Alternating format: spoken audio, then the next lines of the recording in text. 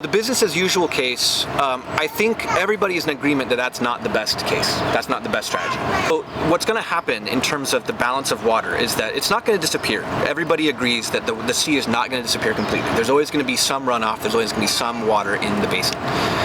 What is going to happen though is that you're going to continue until there's a balance again between water coming in and evaporation from the surface. Until that comes back into balance, it's going to continue to shrink. So the business as usual means that we just accept that there's less inflows.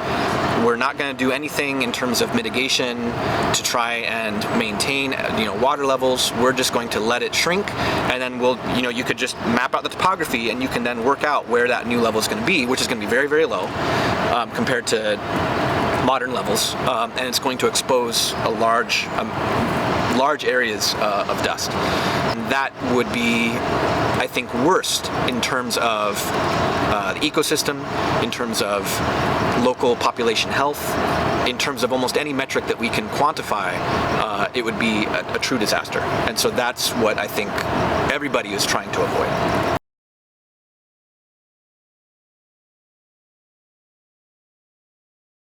I think scenario 2 has been modeled to try and represent some of the mitigation strategies that have been talked about that would kind of try to maintain the seawater levels as high as possible without any major change in the influx of water emissions. There's so many different plans that have been proposed and evaluated, and so I think scenario 2 was aiming at kind of being some sort of hybrid where we're saying like, okay, there's going to be some efforts to maintain water levels.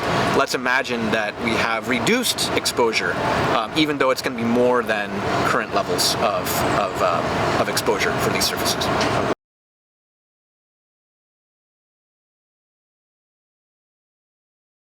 Having some sort of connection to the ocean. There's many different ways that has been proposed.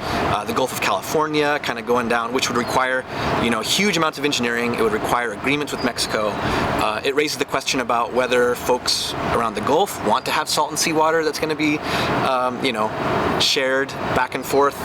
However, that's one way that in terms of sustainability, that would be kind of a permanent fix, so to speak. It would be a huge effort, and it would be something that would require a major commitment from the state and maybe from national resources as well.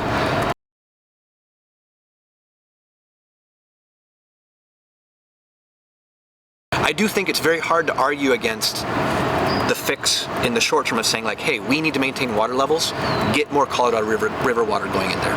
That's something that I think is not controversial and would give us maybe a little more breathing room to make sure the water levels are maintained. If other solutions are developed in the meantime, we could look at that as well. But I think that's one thing where like we can do that now.